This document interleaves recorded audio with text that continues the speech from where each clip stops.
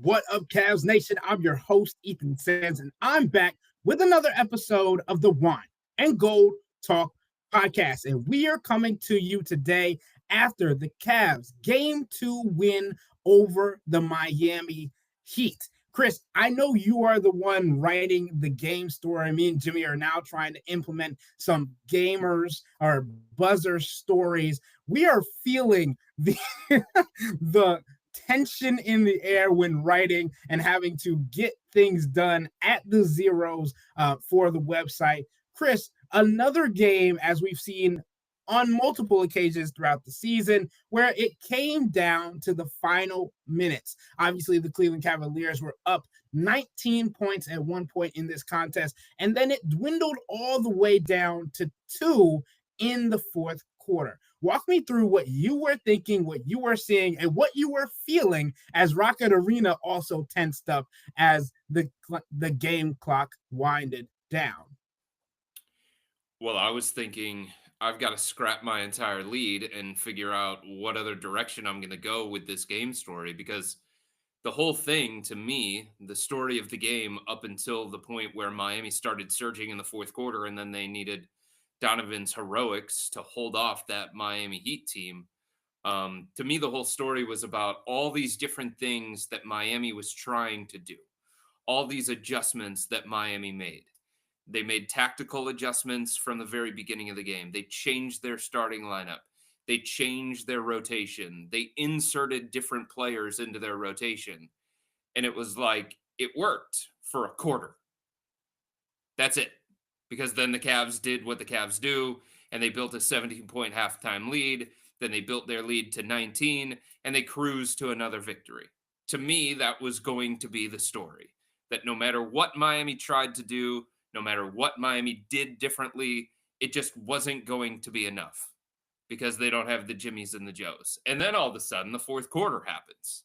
And it's like, well, that can't be the story anymore. What's the new story? And then the new story became Donovan Mitchell turning into playoff Spida. And he was just so good in the fourth quarter. And it is so great for them to have a superstar player like that who can erase mistakes, who can do the things that he did in the fourth quarter, making 6 of the 7 baskets that the Cavs had in the fourth quarter, negating the fact that Miami was storming from behind, negating the fact that the Cavs offense went into a funk, negating the fact that the Cavs offense became stagnant, negating the fact that the Cavs let their defense be dictated by what they were doing on the offensive end of the floor. That was about Donovan Mitchell turning into a superhero and saving them from what would have been playoff doom. Yeah, I think this game showed you exactly why you should believe in the Cavs to the highest degree. I had a very similar lead takeaway as Chris was going to center his. That's the same angle that Chris was going to center around his game story. I was going to have a lead takeaway about just like, yeah, man, you started Davion Mitchell. You added Pell Larson to the rotation. We saw some more Nikola Jovic. Changed up your matchups a little bit, guarded the pick and roll a little differently. And then the Cavs made 11 threes in the second quarter, and you're just like, well, that's that. It's like that's like one of the hallmarks of a great team, right? Is that you can end a game in 5 minutes, essentially. And man, you watch that back. The machine's humming. Mm-hmm. It's bink, bink, bink, bink. Like everyone's a playmaker, everyone's a shooter. The Heat they don't know what's hitting them, man. They don't know what's hitting them. The Cavs are playing, that's like the vision of basketball. It's so good. It's so good. It looks like they can never lose. They can never lose. And then Heat start chipping away. You start getting some weird possessions in the fourth quarter. A lot of like scramble drill type stuff, right? Like loose balls and offensive rebounds. The Cavs lose their place. The Heat are making some threes. They don't handle it well. I mean, like, you look at all these possessions individually in the fourth quarter. So I see why that happened. I see why that happened. I see why that happened. But you take a look at the collective. No one scored a field goal besides Donovan Mitchell until Darius Garland tipped in a missed layup with like 20 Right. seconds left. Yep. That's not good enough. Evan Mobley, 0 shots in the fourth quarter. I get what Kenny's saying. Like, yeah, playoffs could be guard heavy. Fourth quarter could be guard heavy. I don't care. Your offense isn't working. Get your all-NBA big man the ball, or have him call for it. Show you have agency in this, Evan Mobley. If you feel like the offense is going well, you have ownership of it. So go get it. I think that part of it is like that's the part of that you're still worried about with the Cavs a little bit. And correct me if I'm wrong, Chris, but when we start talking about offense, our offense wasn't working and it hurt our defense. Well, isn't there another coach who used to talk about that a little bit around this time of year?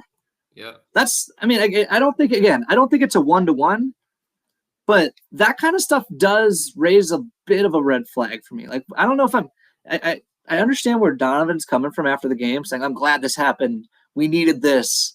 We wanted to get some adversity, and we responded. Did we, or did you? That would be my question. Yeah. That would be my question to him.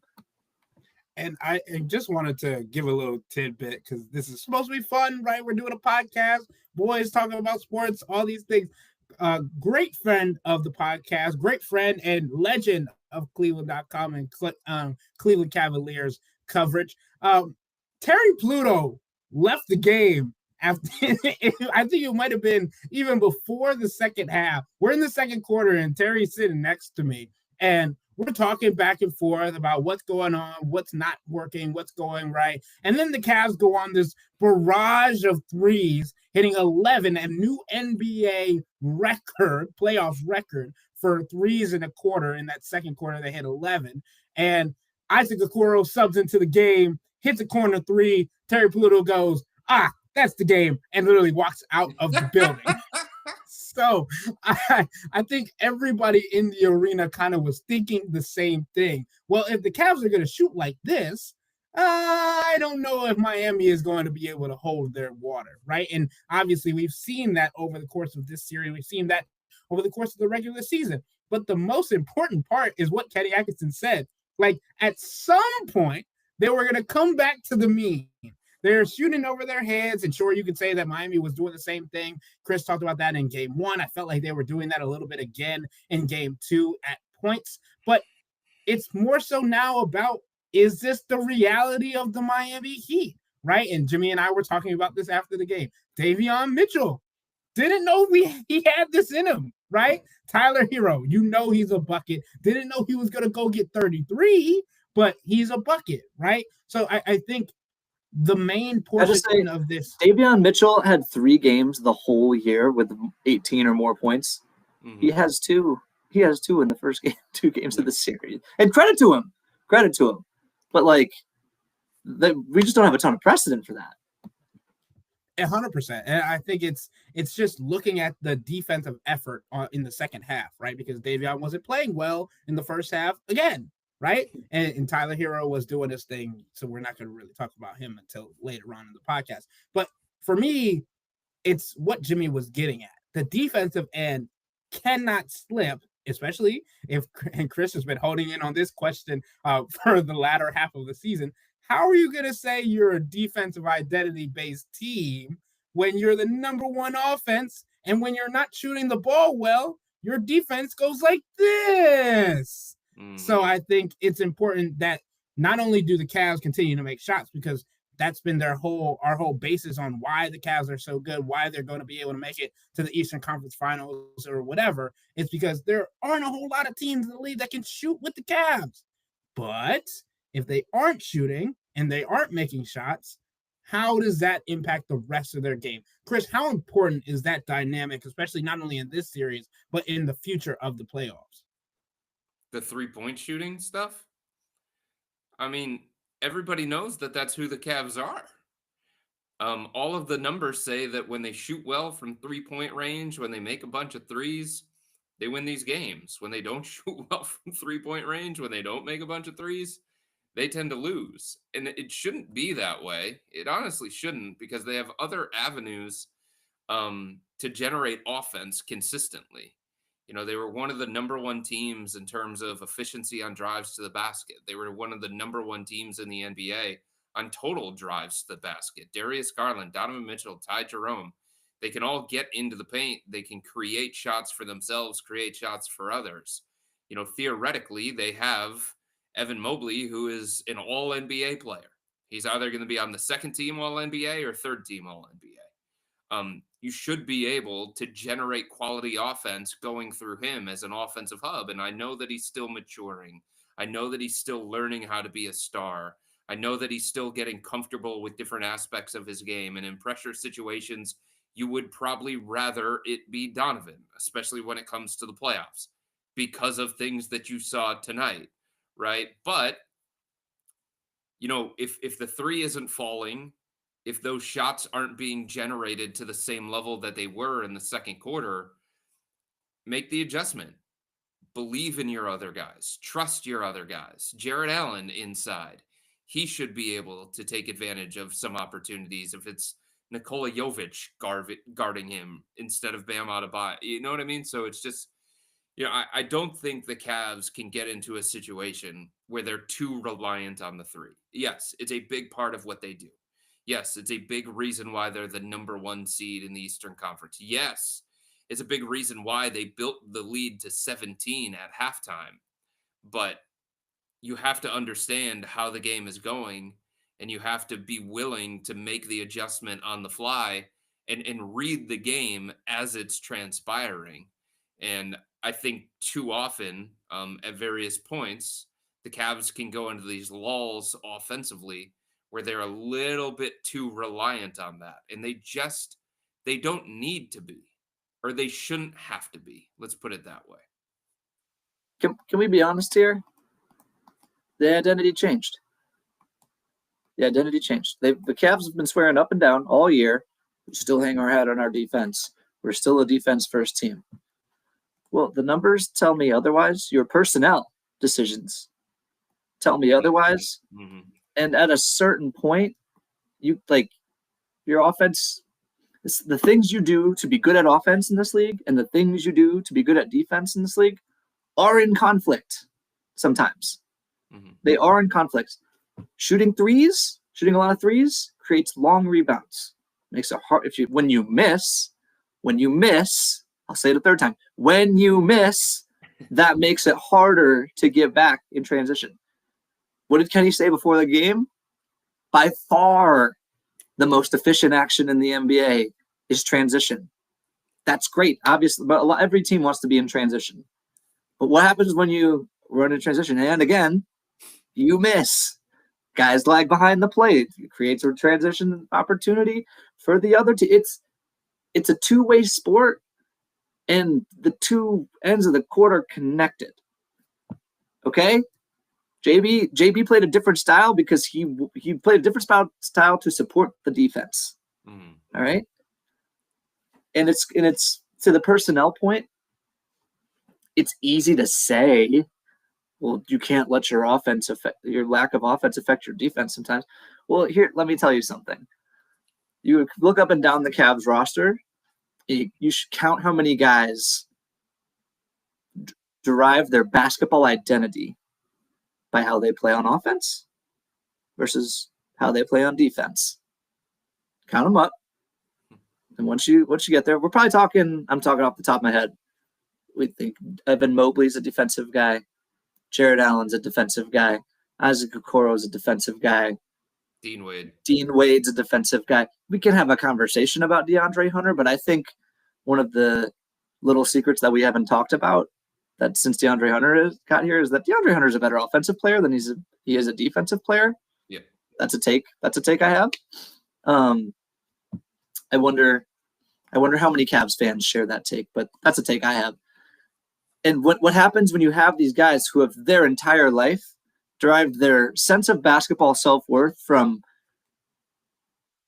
how am I shooting, how am I creating for others, that sort of thing, and then it goes poorly, it's just a human reaction for there to be slippage in other areas.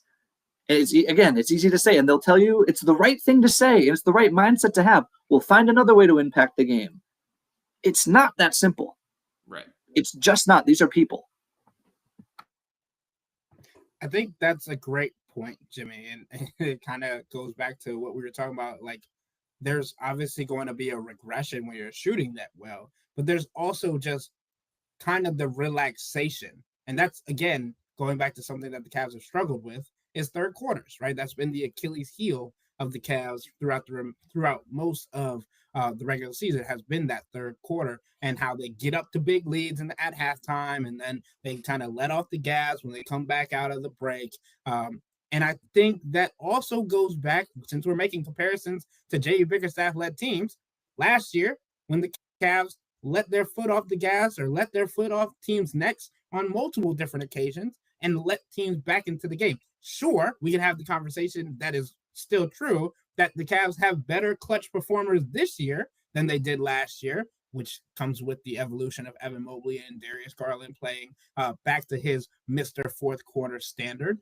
But I think it's important to note that that might not be as sustainable as it was in the regular season as it is in the playoffs, especially when listening to Eric Spoelstra after the game, he said it doesn't matter about getting down to the 2-point deficit. It's about not being able to finish. And I want to figure out why and how we can finish these kinds of games. And I think when you're looking at this team and how they've been so successful this year, it's when they have put the throttle on and allowed themselves to just run over teams. So I understand Donovan Mitchell saying that he wanted to be in this kind of playoff environment. He wanted to get this test so that they know that it's possible.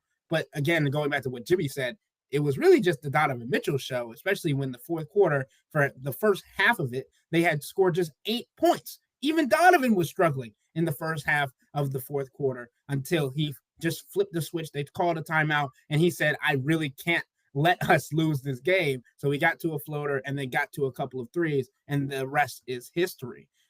Chris, I don't even think Miami did anything wrong to close out the game tonight. I mean, like, Jovic probably could have taken some better shots, but he was also put in some really bad positions.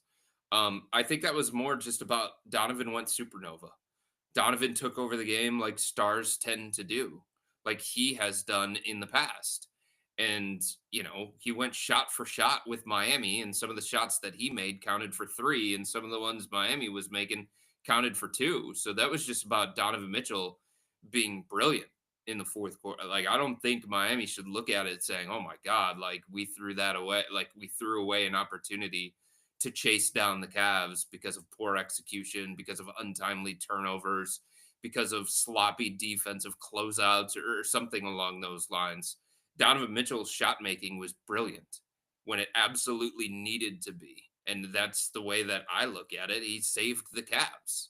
That's it. Like, it wasn't about the Cavs having flawless execution. It wasn't about the Cavs changing anything stylistically. It wasn't about any of that. It was Donovan Mitchell just went supernova at a time that the Cavs needed him to do that.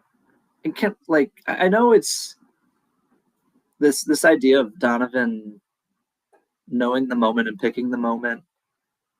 I think that's a cool superstar trait to have.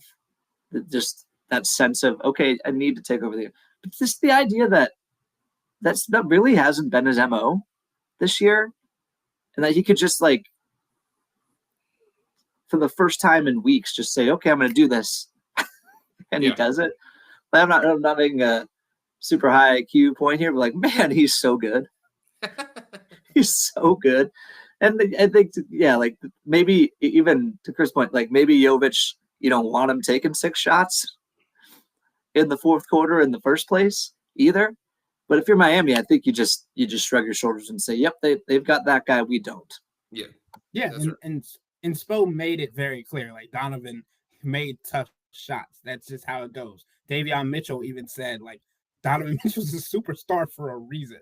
Like, so I think is this collective, oh, we understand what we're up against, but it's also understanding that this is not only like Donovan coming off the 7 straight game 1 series where he's had 30 or more points, but this is the first time a player in Cavs history has recorded these numbers: 30 points, 7 3-point field goals, 6 rebounds, 6 assists. Donovan Mitchell is etching his name in the Cavs franchise history, and he's been doing it all year and since he's gotten here. But I think when we talk about separating legacies, and obviously that dates back to LeBron, I think Donovan understands that this team did need one guy then. He doesn't feel like they need one guy now. And obviously it was rare this season when they needed him to take over, as Jimmy had mentioned.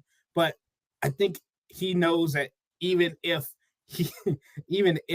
those situations do arise, like he had it heard from Brad Doherty earlier this year, I think it was, or when he had 71 the other season, I think it was Brad Doherty said, "Oh, you look like MJ. You had your MJ moment." Mm-hmm. So I think in the back of Donovan's mind, he can always go back to that and look at the legacy and the milestones that he's had in these type of situations.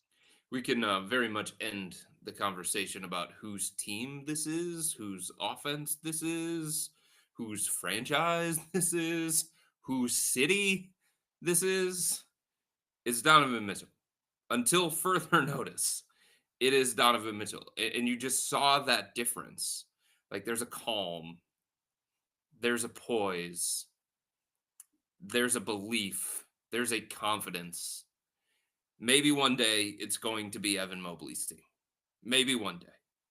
But we're just not there yet because Evan's not there yet.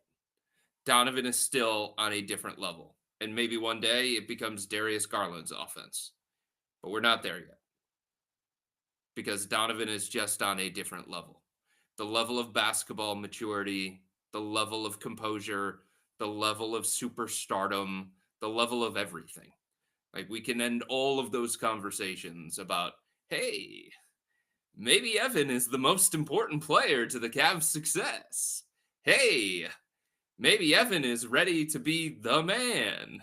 Hey, maybe this is Evan Mobley's team now, not Donovan Mitchell's team. No. This is still very much Donovan Mitchell's team, and he sent a reminder of that tonight. So it's always been Donovan's team, but I do still think there's something in there about however you want to classify it. I think Evan, especially as we get later in the playoffs, he'll be something of a bellwether for this team in the later series. And I want to, we can have a bigger picture conversation about that another time. What I want to ask now is, did tonight's the fourth quarter where Donovan is so freaking good and Evan and Darius were what they were. Evan didn't take a shot, invisible on offense. Dude's incredible on defense all the time. Needs to be said every time we have this conversation. Darius was, I think, 1 for 3, and I know one of the misses was, I think he had a fall away on one foot, and then the other one, the crazy herky jerky floater that he tried to throw, but I think that's what it was, and then the tip in. So tonight, are we worried about that gap being too big tonight? Like, this idea that Donovan is so good, that's great down the road. We know that's going to be awesome. But the fact that the other guys just, and again, one game, we've seen Darius do this so many times during the regular season, but obviously we know the playoffs is a different sport. So what do you think, Chris? Is this something that might creep its head again down the road? Do you have concerns about the way the fourth quarter unfolded for the other two guys? No, because I think it's all about the situation. And I think it's all about taking what's in front of you and the pathway that you think leads to the outcome that you want. I don't think that they are going to consistently say, Donovan, go supernova for the final 5 minutes of every single fourth quarter. But that's the situation that presented itself tonight. And Donovan was ready to meet the moment. And that was good enough tonight.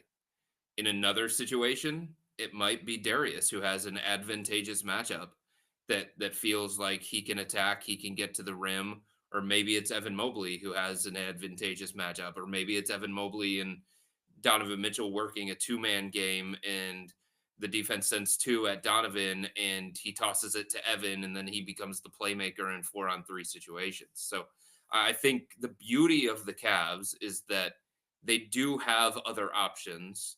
They do have other pathways to success. But when it comes to the playoffs, it's about what's in front of you. And it's about figuring out the solution to whatever situation that you're in. And I think Donovan recognized that the best solution for the Cavs tonight was him doing what he did in the fourth quarter. And I think the Cavs recognized that the best solution to their success and avoiding a collapse that would have been really, really difficult for them to take was just this from Donovan. But I just don't think it's at a consistent level, or we've seen it at a consistent level where it needs to be this, and it will continue to be this down the road. Because I think Evan Mobley has it in him in situations to do things similar in the fourth quarter, or Darius has it in him to do those kinds of things that are similar in the fourth quarter. It's just, it wasn't tonight for those guys. Yeah, and I think when you talk about how spread this offense has been and how free flowing it was, especially in that second quarter, like what piques my interest and what we've talked about coming into the playoffs was, oh, the rotations are going to get smaller. These guys are going to end up playing 40-some minutes. Nobody on the Cavs has played 40 minutes yet. And I think that's significant, right? Because you had Bam Adebayo play 42 minutes tonight. Tyler Hero played basically 40 minutes. The most that a Cavalier played was Donovan Mitchell at 35. And in their game 1 win, the most that somebody played was 33. And Evan Mobley and Donovan Mitchell both played 33 minutes. And I know that we keep talking about how the games were won, right? Obviously, a 20-point win in game 1. Ironically enough, they scored 121 points in both games. But I think I wanted to ask you guys, do you actually think this is beneficial? Because Donovan kept bringing it up for them in the long run, because I think there's different levels to this, right? There's different scenarios. Sure, you were able to do it against Miami, who doesn't really have the same kind of personnel that you might face later on. Is that going to be different when it comes to facing teams in late game crunch time situations in those kinds of settings? I honestly don't know how beneficial this is. Like, I think there's part of me that says, okay, the Cavs were in a pressured situation. There was angst inside the arena, and they kept their composure.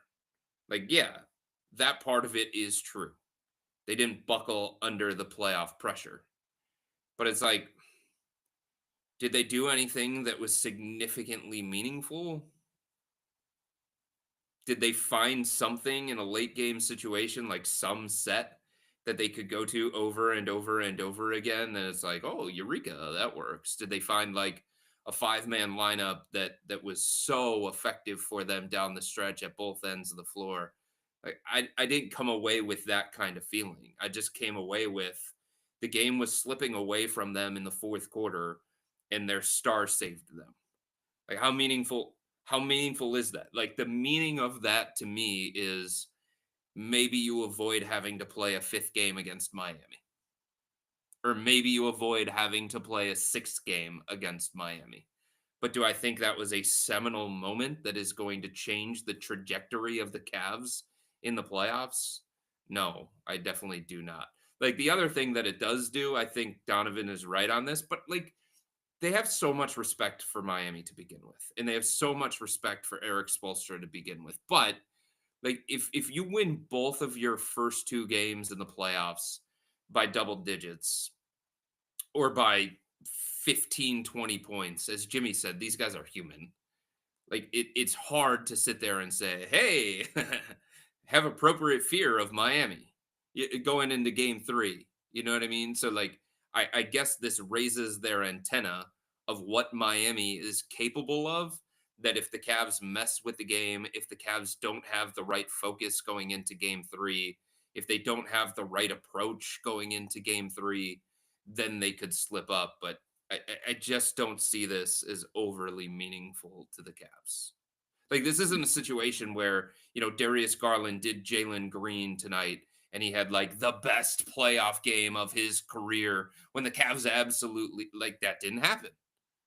This was their star player just going out there and saying, I got to save us. I'm not going to let this one slip away. Again, I ask, who responded to adversity? Who? Yeah. His name is Donovan Mitchell. Yeah. The Cavs rallied. I think here's, I could say this, another reminder that having Donovan Mitchell makes it easier to keep your composure. Yeah. Like right. he sets the tone in that regard. That's great. It's another reminder, like Donovan Mitchell, we've talked about his leadership, taking a step back a lot this year. This is Donovan taking a step forward with leadership, saying, I got this. I'm still Spida. Like, don't worry about it. We're going to be fine. And they're like, oh, yeah, we are going to be fine. So I think to his presence in the future, it'll be a nice reminder. Not that they already don't think of this every time they're in a fourth quarter, but like this is this is getting a little weird out there. And Donovan calmed the water. So the next time they're in a similar situation and Donovan's out there, they'll be like, we're good. And that will give other people confidence to do things with the ball that aren't Donovan. It's like, hey, you know what? It's not so bad. Even if I mess this up, Donovan's got our back, right? But I'm with Chris. I would be much more open to this point of view if the close of this game looked like the second quarter of this game. Yeah. And the ball was pinging around and everybody was making shots, or, Evan Mobley or Darius Garland had sort of like a playoff breakthrough moment that we're kind of still waiting for both of them, I guess. I mean, for Evan, I guess that's game 5 against Boston last year. It's the closest thing he has to it. And then was game 1 Darius's? No. It's a real question. Darius's, I think, playoff moments came in his first playoff series against the Knicks, right? Where he had 32 points in that second game, and that was their lone win. I think that's the moment that I would point to and be like, hey, he can perform, but we're looking for consistency. Jimmy, you're shaking your head no? You don't get to claim a playoff moment in a series where you got absolutely killed. Not how it goes. They lost in 5 games. They were not competitive in that series. The core almost broke up. They almost broke up the team because of that series. That's right. Like, I mean, it's been classified, and rightfully so, as a playoff flameout that led to JB Bickerstaff being on the hot seat going into the following season. Mm-hmm. It led to the Cavs making some significant changes within their roster. So, yeah, I'm with Jimmy. I think that's hard to say that was his playoff moment. The other thing that I'll say, though, like to further the point about Donovan, I am still most comfortable with him being the closer of this team. Like, I have more confidence and more belief that he's going to come through more so than Darius, more so than Evan Mobley. And I think, everybody within a roster has a different level of responsibility. And Donovan, to me, has to be the late game alpha. He has to be the closer. And I know Darius was in the running for Clutch Player of the Year. And I know Darius had great moments throughout the course of the regular season where he had big shots and his efficiency numbers were really, really good and all those different things. I'm sorry, there's just a different confidence level with Donovan Mitchell in that role than there is with Darius or with him. But by the way, I think that's how it's going to be. Like, I mean, I guess it depends on how long this core stays together, but like for the foreseeable future, and that's okay. Yeah. And that's okay. I want to see a little bit more. Like, I want Evan Mobley to do something in fourth quarters. I want Darius Garland to do a little bit more than he did tonight. But like having, a top 10-ish NBA player run your offense most of the time at the end of the game, that's what everybody does. If they can. Yeah. The Heat did it with Tyler Hero. He's not that, but he's the closest thing they got. Right. That's just what you do. You give your best player the ball, and we can, closer, best player, whatever. If Evan Mobley becomes even if Evan Mobley ever becomes the best player on this team, it's gonna look different. Mm-hmm. It's gonna look different. Donovan's still gonna have the ball. at the end of the game. I mean, like, look, you want to project like way far in the future, like 28-year-old Evan Mobley. I don't know what that looks like because at 24, when we're still picking apart his fourth quarters, he's making All NBA and he might win Defensive Player of the Year. Okay, so I don't know what it looks like that far out. And you know, there is some middle ground here where, again, if all goes well and the core stays together, there will be a point where, you know, Donovan gets a little older and Evan matures and they'll like meet in the middle and Darius will mature along, you know, like there's going to be a meeting of the minds at some point. But right now, this is how it is. Again, I'd like to see a little bit more diversification in these moments. But like, and by the way, you also don't want to have to see it against Miami. As much as we respect Heat culture, the talent is not there. But this is okay for it to be this way. In saying all of that, I thought it was a very good Evan Mobley game. Very good Evan Mobley game. Efficient on the offensive end, right? 3 threes. Really good defense against Bam. Really good defense against Bam, showing again why he should be Defensive Player of the Year. So it was a very good Evan Mobley game. You could sense a different level of aggression from him. You could sense a different level of determination and purpose and stuff like that. So the overall was a very, very good game from Evan Mobley. And if they get this version of Evan Mobley moving forward in the remainder of the series, moving forward throughout the course of these playoffs, I think the Cavs would be happy with that. Those first 3 quarters, man. Send those to Springfield. That was awesome. That was awesome. He's making threes. He's bodying dudes down low. He's switching on the perimeter. Bam, not having a good time. Not having a good time when Evan Mobley is the primary. Bam Adebayo is really good, man. I don't know that people are going to understand that by the end of this series. Because, like, he's got either Evan or Jay or both in his vicinity at all times when the Heat are playing Khalil Ware next to him. But he's really good. And Evan Mobley was freaking awesome. I just finish it. He was so close to playing like a 10 out of 10 awesome game. I think that's the next step for him, right? Like you have to play all 48 minutes. Not literally, but you have to play a full 48-minute contest, right? You have to be able to play each quarter like how you played the first 3. And like you talk about the first quarter in game 1, he had 7 points. He was 3 of 3 from the field. And then he disappears in the second quarter, tries to come back in the third quarter, doesn't have a rhythm. Fourth quarter, doesn't take a shot. Again, I don't think it's you cannot have these games, back-to-back games, without taking a field goal in the fourth quarter. That seems a little bit egregious, right? But I also think it's important that as we talk about these things, and I think you guys did it well, like there is positives to take away from. And I when we talked to Evan Mobley before today's game, he was, I don't want to say combative, but like he was definitely like, well, I thought I had a decent game in game 1. I don't feel like my aggression level like diminished that much. And then he comes out in the first quarter and acts like a madman, and you just kind of see him put it back onto the show of him doing what he's meant to do. And Chris, I wasn't in the interview for Evan Mobley because we were in the locker room, but I know you have a story about his aggression level being a little bit based on the frustration of himself not playing to his standard for all 48 minutes of game 1. Can you speak to that a little bit? Yeah, so that whole thing that you were talking about with how he was communicating with us in the media after shoot around today, that was just not truthful. From everything that I understand, from people close to Evan, people that have been around him the last couple of days, like he was pissed about the way that he was playing in game 1, the way that he did play in game 1.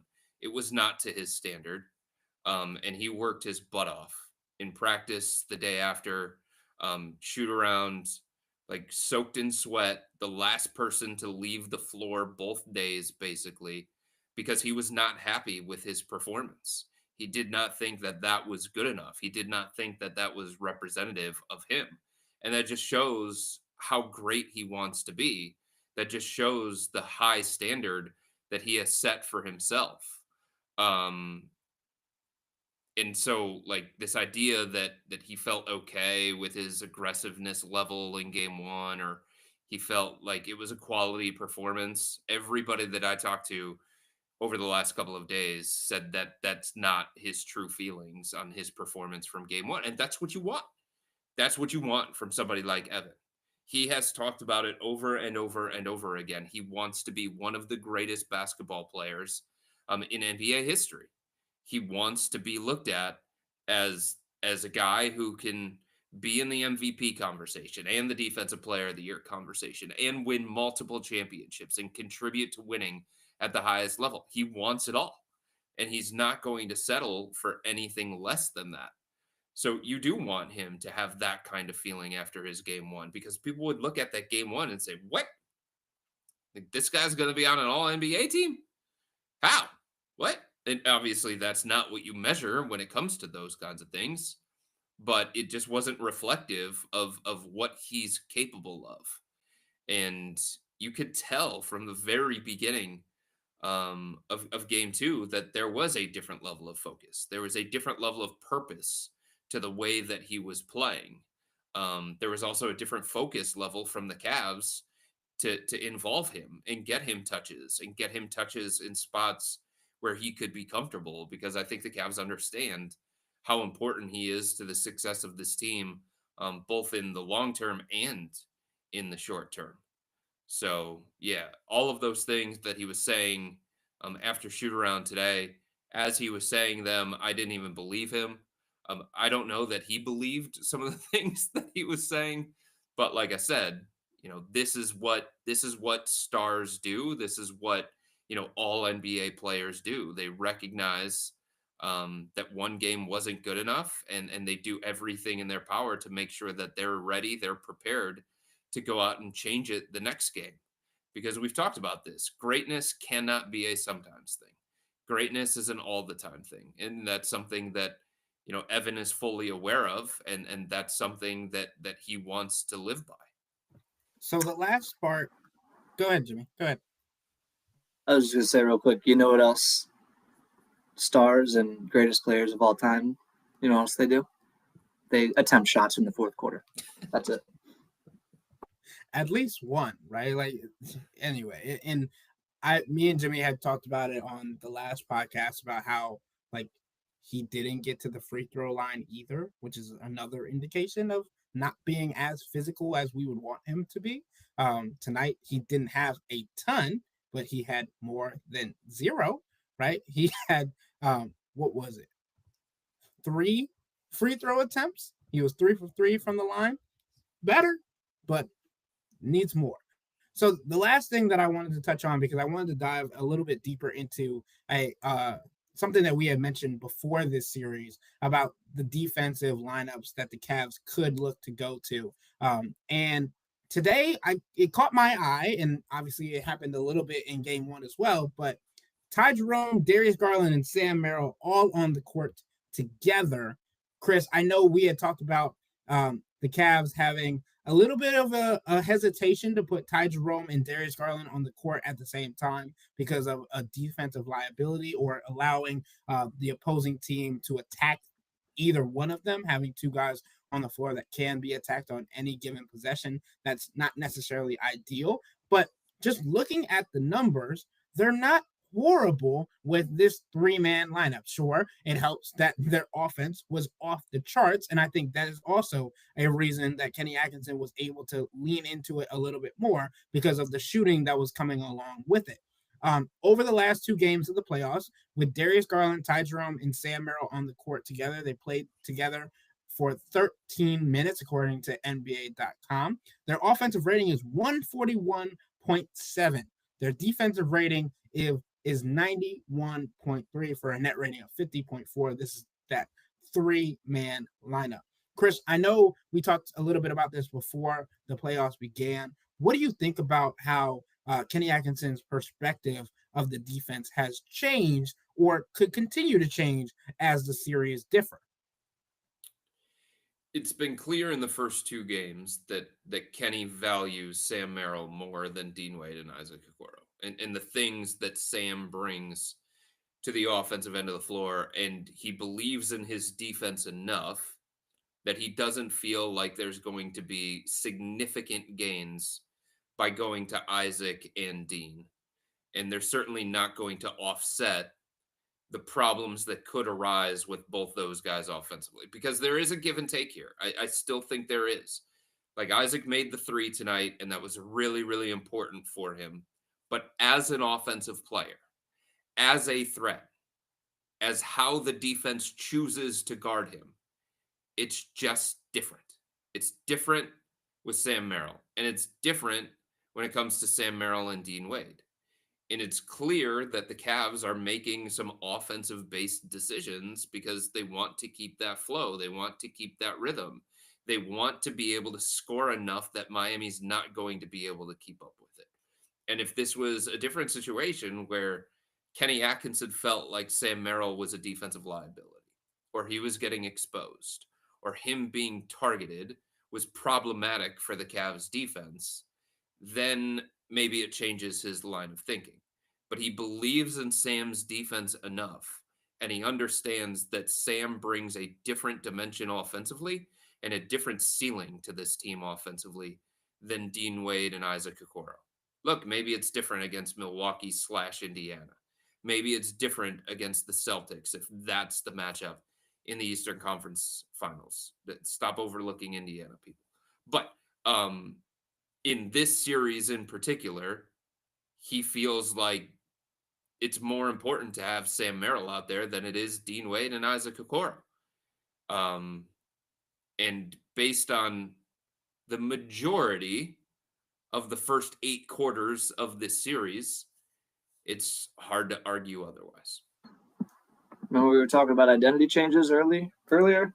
Yeah, Isaac Okoro and Dean Wade played something like 4 or 5 fewer minutes combined than Sam Merrill tonight. JB Bickerstaff would not be having that. None of it. He would not be having that. None of it. And I just wanted to reiterate the point of Ty Jerome and Darius Garland on the floor together. They played 20 minutes. Some of that is because they're playing Miami here. Right. We're talking about Miami. I hear you. They're not as equipped as good as Davion Mitchell has been, and Nikola Jovic did put his shoulder in Sam Merrill's chest in a way that, it made you think twice. In a way that Alec Burks certainly did not in the first. That's a lot of Nikola Jovic happening out there tonight. I mean, that's 8 the threes. other thing with Miami here. As the series continues to progress, like, Spo is starting to learn who is not playable in this series, right? He went away from Alec Burks completely. Burks was in the starting lineup for game 1. Burks had been playing well down the stretch for Miami, making a bunch of threes. They liked the things that he was bringing from a stability standpoint, but Miami looked at it and said, we've got to have somebody else who can dribble the basketball besides Tyler Hero. We have to have somebody else who can create instead of Tyler Hero, and that was Davion Mitchell, right? It's the same thing that Kenny Atkinson is looking at. Okay, like, what things do I need against this group of personnel in this particular series against this particular defensive scheme? But Spo's at a point where he can't play Alec Burks. He can't play Terry Rozier. Like, he couldn't play Terry Rozier before, and then he sprained his ankle at practice. Duncan Robinson, holy moly, was he getting torched on the defensive end of the floor. Like, the beginning of the second quarter, when the Cavs made shots on their first 5 possessions, and then they scored on 9 of their first 11 possessions of the second quarter, that was in large part because they were relentlessly targeting Duncan Robinson, putting him in a lot of screening actions. He just couldn't hold up. So, I mean, Spo might not be able to play him moving forward in game 3 because the Cavs just torch him on the defensive end of the floor, and they need more defense. So it's just becoming harder and harder. And you think by the end of the series, or as this series continues, the depth of the Cavs is just going to be a little bit too overwhelming for a team like Miami, even though Isaac is only playing like 5 minutes and Dean Wade's only playing about 5 minutes.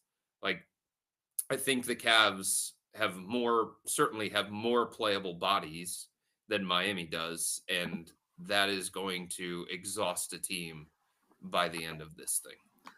Different reasons, but Andrew Wiggins also played 0 fourth quarter minutes tonight. Yeah. 0. He's been rough.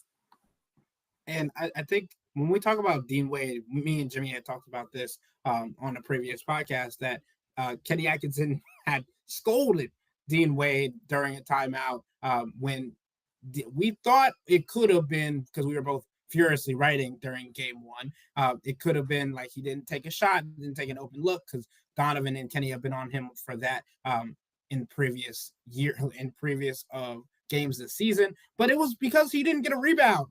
Yeah. According to Kenny Atkinson. And still hasn't got one. Yeah. Did he get one in game one? Did he get one? No, I don't think he did. I don't know. He didn't tonight. Yeah. So Dean Wade did not get a rebound tonight.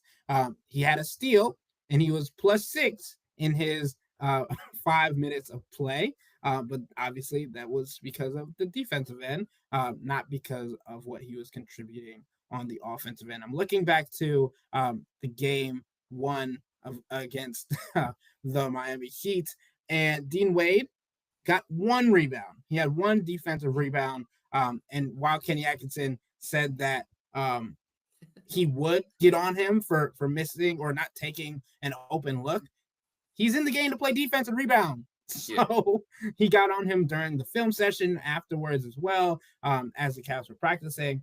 But I think, Chris, what you were talking about attacking the defense of the Miami Heat is what they were doing with Duncan Robinson. They also do it with Tyler Hero at an abundance. And Darius Garland said something very interesting to me, but we already kind of knew it, right? He said after the game, when asked, what do you do to limit turnovers and play clean brands of basketball? You attack Tyler Hero. You go at Tyler Hero. And I think that it was a bold, blunt statement, but I don't think he could have put it any better than that, because that's exactly what the Cavs have been doing over the first 2 games. I mean, look, Miami came out into a defense for the very beginning of this game to, in a way, protect Tyler Hero. They didn't allow him to switch onto Darius. They didn't allow him to switch onto some of these guys. They played a different kind of defensive coverage that prevented that. You know, at times they went zone. They went zone earlier in this game than they did in the first game. So Miami knows. Miami knows that the Cavs are going to attack Tyler Hero. Miami knows that every team in the NBA is going to try and attack Tyler Hero. And look, part of it is he's not a good enough defender. That is part of it. The other part of it is everybody knows the responsibility that he has on offense. So try and wear him down. Try and put him in foul trouble so he's not on the floor. Try and frustrate him by how much you are going at him when he's on the defensive end of the floor. Try and make him expend as much energy as possible so that if these games are close in the fourth quarter, like, he can't be their crunch time player. He can't be effective. He's physically exhausted. He's mentally exhausted. So, yeah, the Cavs are going to continue to do that, and Miami's going to try and scheme up some things on the defensive end of the floor so that it's not as easy for the Cavs to do those kinds of things. And that's what you saw from them early on in the game, when they were asking Hero to guard a different kind of way, when they were asking Davion Mitchell to guard a different kind of way. And it seemed like at the beginning of the game, that kind of threw the Cavs off because they didn't have like the attack guy, the way that they felt really, really confident to generate quality offense. They're like, oh, this is a little bit different. Now we have to find a different pathway to success on the offensive end of the floor. But yeah, sure. Over the course of 48, I mean, Tyler Hero and Duncan Robinson, they're going to have big targets on their back. Those are the guys that are at the top of the scouting report for the Cavs to go at, because they're not as good defenders and you want them off the floor as much as possible. Make no mistake, it certainly helps that Tyler Hero is the offensive engine of Miami, and you want to make him work. They're going at him because you get points. Earlier in Tyler Hero's career, they used to cut his minutes for this stuff when he was the 6th man, when they had other options, when they had playoff Jimmy, frankly, as their shot creator. I looked this up before the game. Tyler Hero entering tonight had defended 16 field goal attempts. Now, sometimes that gets a little wonky. It's about if you're the closest defender, whatever. Take that for what it's worth. The Cavs made 12 of them in game one. It was the highest opponent field goal percentage of any player in the playoffs who had defended at least 10 field goals. It was working. Yeah. It was working, and it will continue to work. By the way, to Chris's point, it's not just like, so, okay, guarding someone on a switch when you're not equipped to do so, that is physically exhausting. That is mentally exhausting. But also, like, showing and then recovering, as they're having Tyler do now, that is physically and mentally, because you're like, your brain is like, I gotta go, like the whole time on defense. And there's all, I mean, let's be, again, you're human. Your coach is scheming the defense so that you don't have to guard someone. That probably doesn't feel very good, huh? Right. I mean, it's the opposite if you think about it with the Cavs and like the approach that they took with Darius Garland. Kenny Atkinson said from the very beginning to Darius, we're not going to hide you. You just have to figure this out. You have to toughen up. You have to get stronger. You have to deal with the fact that we're going to switch things on the defensive end of the floor and teams are going to go at you and we're not going to protect you. We're not going to overhelp. We're going to keep our defensive integrity as much as we possibly can. We're not hiding you. Figure it out. And they've done it. And Darius, yeah, I mean, there are times where he's losing these mismatch battles, and it's going to happen as the playoffs progress. There are times where he's going to get beat off the dribble. There are times where he's going to get punished on the inside.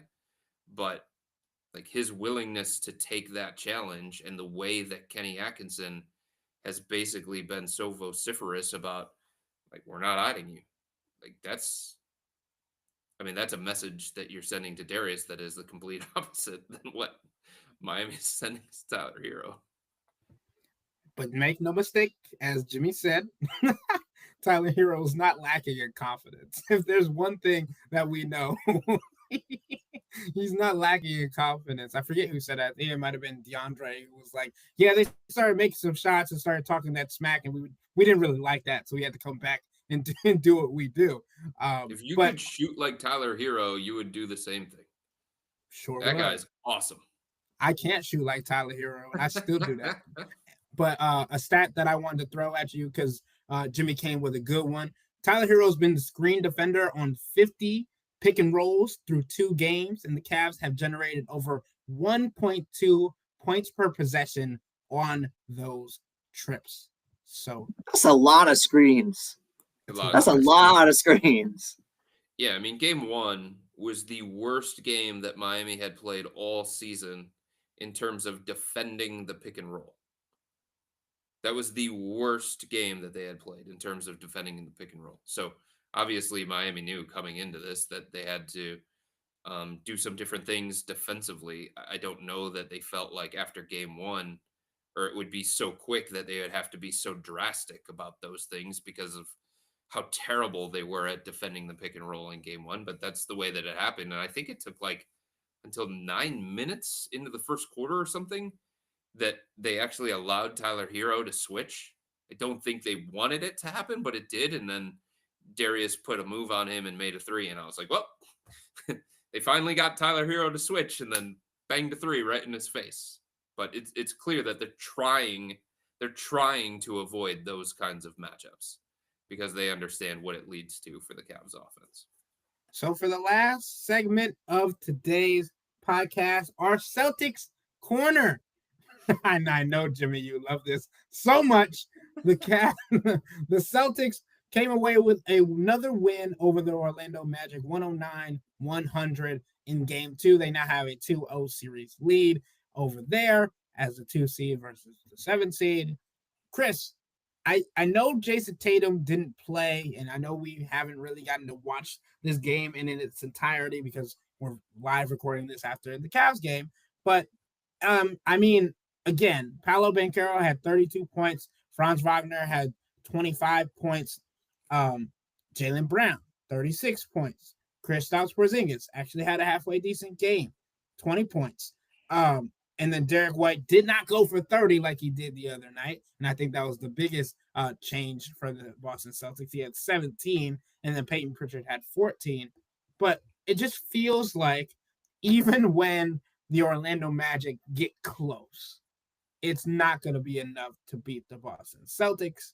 And I don't know about you guys, but this might be another indication with Jason Tatum's bone bruise, depending on how it heals, whether or not they want to continue to hold him out if they feel confident enough to be able to beat the Orlando Magic without JT in the lineup.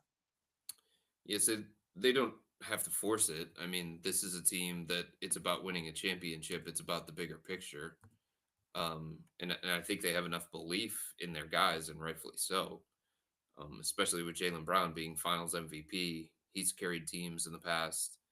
Porzingis has been a number one option in the past. So I think they're going to continue to do what they think is going to be best for them and increasing their opportunity to win a championship. But I will say shout out to Peyton Pritchard, right? If you're the sixth man of the year when Jason Tatum is out and your role expands and you're asked to do more on the offensive end, you need to show that you can step up and you can take on a bigger role.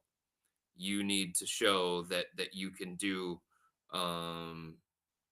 a lot of the things that a starter would be asked to do. Now, he wasn't in the starting lineup. He was coming off the bench, but his responsibility obviously increased. And that's part of what makes a great sixth man. And so him stepping up and him providing that off the bench, that was big time for the Celtics. They needed that because the rest of their bench was just so thinned out and basically unproductive. But this just, I don't know, this shows the depth. It shows the talent of Boston. And people were talking before the series even started, like, oh, I don't know. Miami might test them. Jason Tatum didn't play, and Boston still had enough. Maybe it's different in Orlando. Maybe, possibly. If Jason Tatum doesn't play, I still doubt it because I just think Boston's the better team. They have more answers to the test than a team like Orlando does. And just like another, like, oh, this is a bad sign for Orlando. This is a game where the Boston Celtics made just 12 3-pointers and shot 32.4% from deep, while Orlando obviously made 7 threes and shot 24.1%. That's not going to get it done. And they still only lost by 9. You guys are burying the lead here. The Orlando Magic cracked 100. Come on. Come on. Where's that banner? If we're raising, honestly, I'm not going to belittle raising division championship banners. Here's what I'll say, though.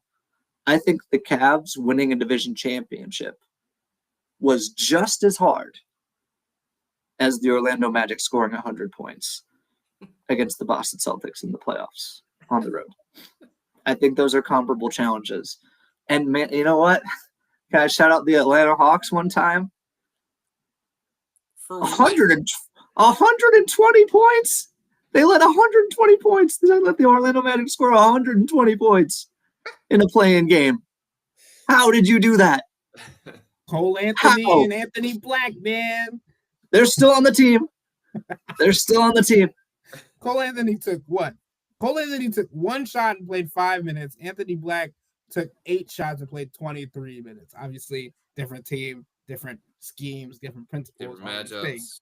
Jason Tatum's not just the best. Jason Tatum's one of the best perimeter defenders on the Celtics, too. Yep. Like, 100 points. 7 threes. 7 threes. That's like 1990s type stuff. That's crazy. I agree. I think it's insane. I think there's a lot of decisions to be made over there, especially when we talk about teams trying to figure out how to get to the next step, get to the next level. Because I, for one, am stunned that Kentavious Caldwell-Pope, who people were treating like he was Klay Thompson when Orlando signed him, I, for one, am stunned that he hasn't lifted Orlando's 3-point shooting number so drastically as his contract. Like, what? Are you suggesting that it's different to shoot 3-pointers when the greatest player in the league is not setting you up for them? Is that what you're saying, Chris? It's a bold statement. It's just like the idea that fixed Orlando's clear shooting woes was so hilarious to me. Like they signed prime Klay Thompson, and then all of a sudden they were this prolific 3-point shooting team. No, it's Kentavious Caldwell-Pope. Like, what are we doing here? Like, what's the conversation that we're having here? Let's step back into reality. By the way, I think he went 0 for tonight. 0 for 6 from deep. I think he made I think he made a field goal, but I don't think he didn't make a 3. Again, I'm not taking Orlando seriously until they can consistently score 100 points in a playoff environment, and they can consistently make double-digit threes, and they can find a guard, just one, a guard who can do 2 things: defend at a high level and shoot threes. Like, that's it. But they don't have one of those, so I can't take you seriously until that happens. That's why Donovan Mitchell made this at the beginning of the series. Donovan Mitchell made the same number of threes as the Orlando Magic tonight. Yeah. That's just a cruel world we live in, right? And obviously, the Boston Celtics didn't do much better, right? The Cavs made 11 threes in the second quarter. The Boston Celtics made 12 threes in the entire game. Sure, you don't have Jason Tatum taking 10 a game, so that'll make a little bit of a difference there. But I don't know. I don't think we can even really evaluate the Boston. Yeah, I don't Celtics. know. You know what it sounds like? I know we haven't gotten to watch this game. Sounds like this game sucked. That's what it sounds like. I'm not mad that this was our window that we had going at the same time as Cavs tonight. Yeah, I just don't know if we can evaluate the Boston Celtics against a team like Orlando that can't score the basketball. Sure, you see, I think Goga made Kristaps Porzingis bleed from his head at one point during this game. So you get to see the physicality aspect of it. 8 minutes, 4 fouls. Hell yeah, Goga. Make use of those minutes. I will say though, like in the NBA playoffs, things become delicate when talking about injuries. Jimmy Butler left the game tonight against Houston. That changes the complexion of the series if they don't have Jimmy or if he's not fully healthy. If this thing lingers for Jason Tatum and he can't be effective playing through it, or it impacts the way that he shoots, or it impacts the way that he handles the ball, or it changes his aggressiveness or his confidence, whatever the case may be, injuries are delicate. And that is the quickest way to change the landscape of the playoffs. Everything becomes different for Boston if Jason Tatum is not Jason Tatum MVP candidate. Now that they have a team like the Cavs that they would have to deal with theoretically in the conference finals. Now that they have a team like Oklahoma City that they would potentially have to deal with in the NBA finals. This isn't last year where, no offense to Indiana or anything like that, but the version of the Pacers that the Celtics played in the conference finals, like these Cavs are significant. The gap between Boston and everybody else last year in the Eastern Conference was very, very wide. The gap between the Cavs and this version of the Celtics is narrow. And a Jason Tatum injury or a Jason Tatum being less than 100% or not being effective playing through this particular injury, man, does that open the door for some things. All right, Chris. So that is something to monitor. That is like the number one thing, I think, to monitor when it comes to – we know the Celtics are great. We know what they do offensively. We know what they do defensively. But that is a variable that you could not account for going into the playoffs that could potentially change the landscape of this whole thing. All right, Chris and Jimmy, last question before we get out of here, before we allow Chris to get on the road or get on in the air. One more question. Do you think the Cavs can survive the South Beach flu when traveling to Miami for the playoffs? Do we think this was Miami's best shot tonight? Yes. or Yes. Saturday? Well, Today or Saturday? I mean, do I think they're going to be within 2 points late in the fourth quarter again? No. I don't know. This was such a weird thing that unfolded in the fourth quarter, and I just don't know how much stock and how much was real of that fourth quarter. It just felt like to me the first three quarters were more representative of both these two teams. And it was more of a real picture of what this series is between these two teams. Look, there's a variable that Miami's going to play better at home. Maybe the Cavs won't play as well on the road. So that you always have to account for. Spo is going to Spo. That you always have to account for. But I don't know. It just feels like the Cavs are significantly better than Miami. And there is a clear gap in depth. There is a clear gap in high level talent. There's a clear gap in offensive weaponry. So like I just don't know how much better Miami can do things than what they've tried at this point in time. And I just don't know how many solutions Spo is going to come up with. Did you guys watch Top Gun Maverick, the second one? Yes, Chris. You did. Okay, great. So there's a line in there, and one of the Cavs players was talking about this with me before the game tonight. There's a line in there where Maverick is like really going at these pilots. And he says, it's not the plane, it's the pilot. Right? It just feels like we're talking about all these things are Expulstra related. We're talking about all these things schematically from the Miami Heat. And I just want to turn around and say, it's not the plane, it's the pilot. I know what we're saying. Like, it was a weird sequence of events that led to this fourth quarter, but like, isn't this the idea of this version of the Heat, right? Like, they're just gonna churn along at their little Miami Heat pace. They're gonna keep going in a straight line. And the Cavs, in that second quarter, zoom right up. Yeah. Separated themselves in a major way.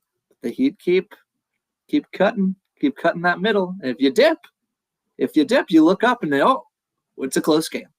So I guess like in theory, like if they're executing, I could see there being another competitive game late, but then it comes back down to like who you got. Like Tyler Hero was awesome tonight. Yep.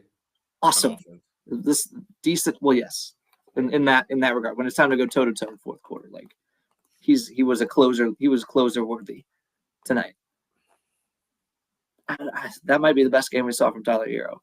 I still think there's gonna be a good Bam game. So we'll see what happens there. But yeah, it's looking bleak.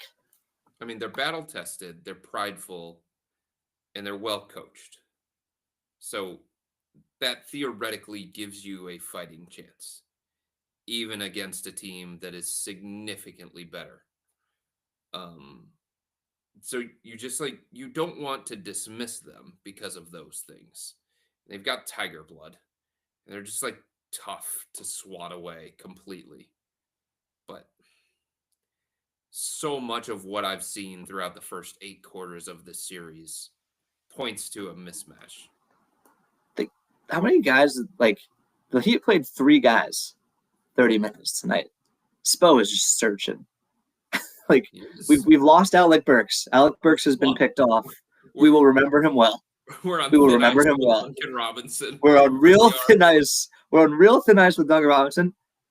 I didn't hate the Pelle Larsson minutes, like watching them. He battled. But he didn't leave much of a mark. Didn't leave much of a mark on the stat sheet. I'll tell you that. Right. 2 points, 2 rebounds in 10 minutes. Kalel Ware, they want it to happen. Yeah. But like he's played less than 20 minutes. Better than he can play. Right. Bigger. He made some jumpers tonight, even like that. Yeah. Nice, good for him. He's long term. I like him as a prospect, but I don't know. And Davion Mitchell, like he's one of their 3 quote unquote really reliable guys right now. Haywood Highsmith's had a nice series too, but like Davion Mitchell, 30 minutes tonight, one bad shooting night away from also being a problem for them. It's not good. All right, fellas, that will wrap up today's episode. So, with all that being said, that'll wrap up today's episode of the Wine and Gold Talk podcast. But remember to become a Tabs Insider and interact with Chris, me, and Jimmy by subscribing to Subtext. This is where you can send in your questions for our weekly Hey Chris episodes. Sign up for a 14-day free trial or visit cleveland.com/Cavs and click on the blue bar at the top of the page. If you don't like it, that's fine. All you have to do is text the word stop. It's easy, but we can tell you that the people who signed up stick around because this is the best way to get insider coverage on the Cavs from me, Chris, and Jimmy. This isn't just our podcast, it's your podcast. And the only way to have your voice heard is through Subtext. Y'all be safe. We out.